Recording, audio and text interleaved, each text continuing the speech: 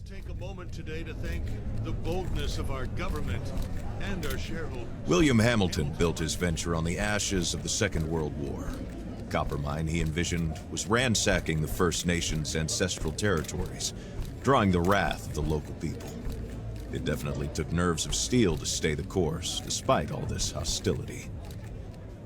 Before long, in the face of William Hamilton's cold and uncompromising stance, the petitions and peaceful protests turned into sabotage, vandalism, and other criminal acts. The industrialists' private properties also encountered the wrath of the demonstrations. Carl Faubert, a veteran of the Korean War, was hired from Montreal as a private detective to shed some light on this whole thing. But at the end of his long journey to northern Quebec, the detective did not only encounter property damage, he also came face to face with the corpse of William Hamilton. The strangeness only kept building throughout the investigation. A powerful, unseasonable blizzard hit the region. Bodies frozen in unbreakable ice appeared.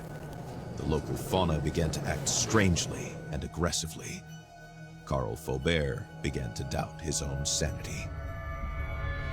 The detective felt the weight of a gaze, as if he were at the mercy of a powerful, feral creature waiting for the right moment to attack. Carl's fear was taking over, overpowering his reason.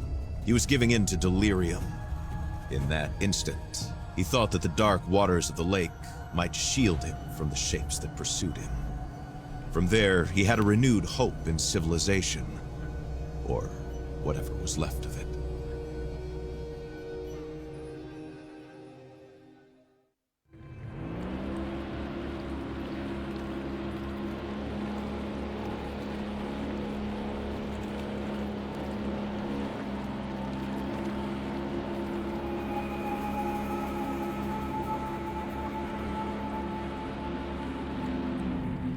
Carl knew that on one of these shores stood William Hamilton's lavish mansion, and there the detective had hopes of finding a way out of the area.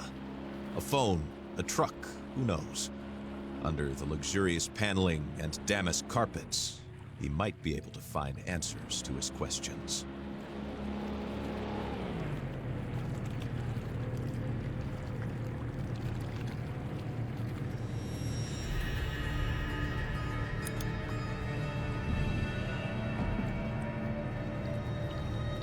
The detective wondered about the floating debris. Had it drifted out from the shore, or had it been abandoned there in the middle of nowhere?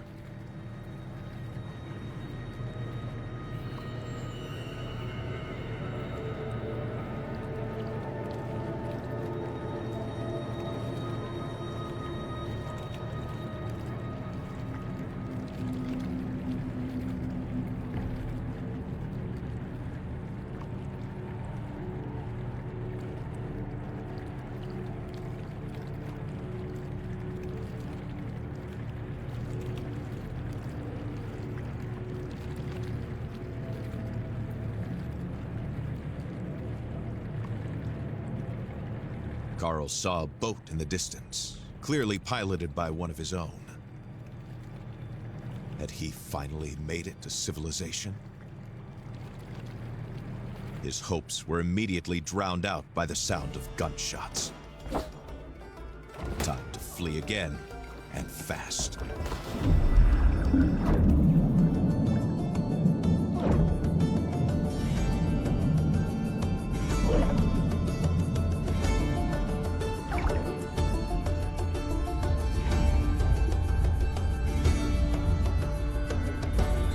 Carl swam without a thought, yet each stroke was desperate. The icy water and his wounds made him feel weaker and weaker. He had to get to shore.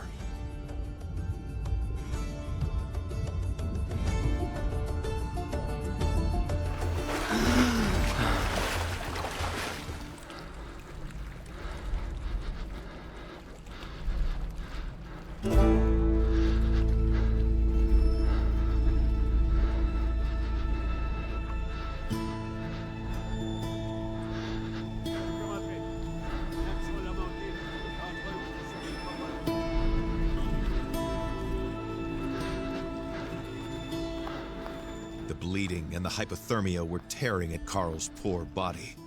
When he finally saw a light in the distance, he was filled with a faint sense of hope. Could it be a refuge?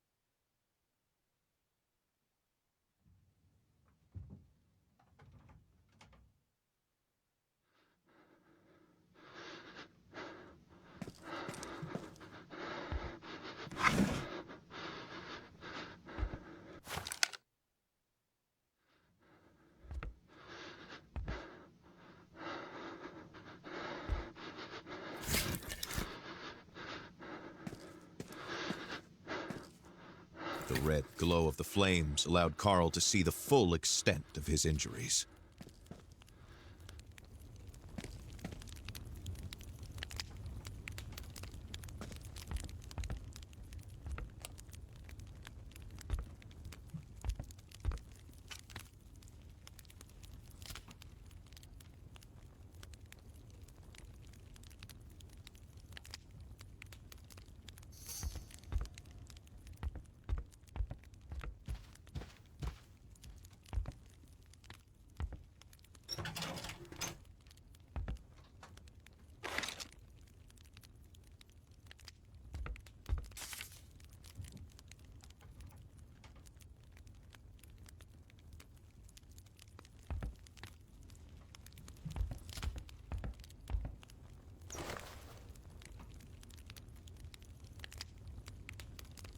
In the warmth, Carl began to feel the stinging burn of his wounds again. In the warmth, Carl began to feel the stinging burn of his wounds again.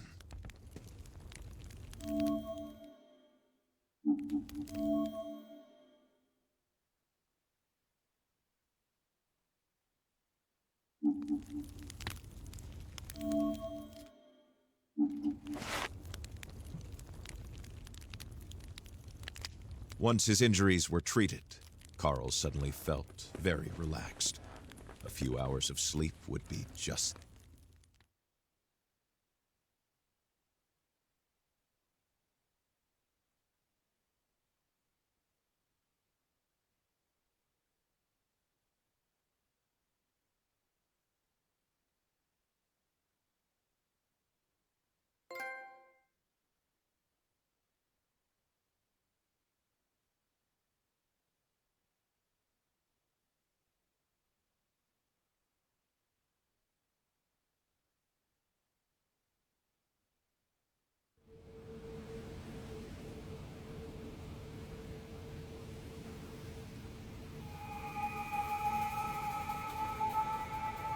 Carl struggled to wake up. His makeshift bandages offered him little time. If he wanted to find the truth, he had to get to Hamilton Manor without delay.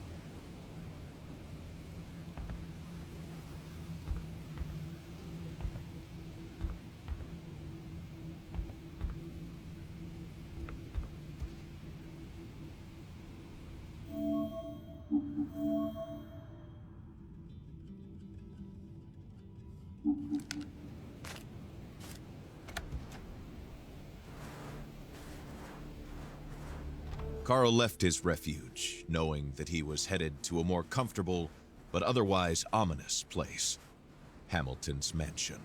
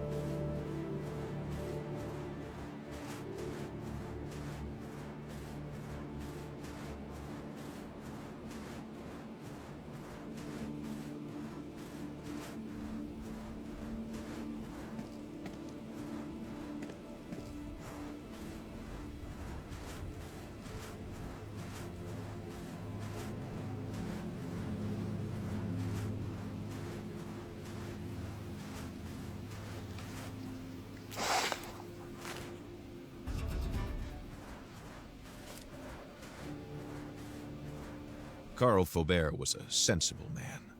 Attacking that wolf would not be among his smartest life choices.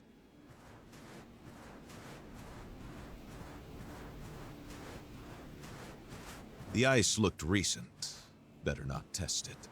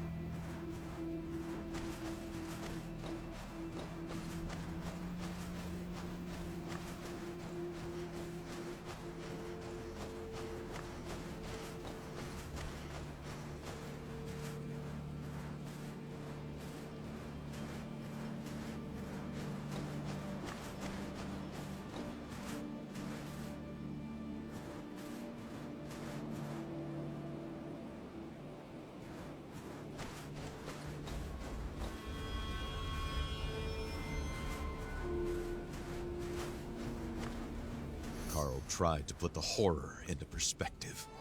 Accidents happen, and in the inhospitable far north, it happens more often than not. Nevertheless, a feeling of déjà vu stayed with him, as if the carnage was not over.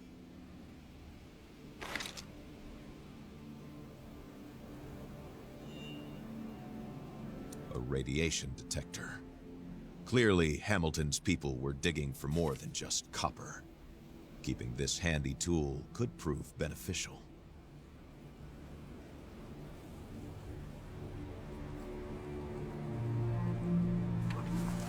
What were these mysterious fragments? And why was there a warning about the Brume? This letter raised more questions than it answered for the detective.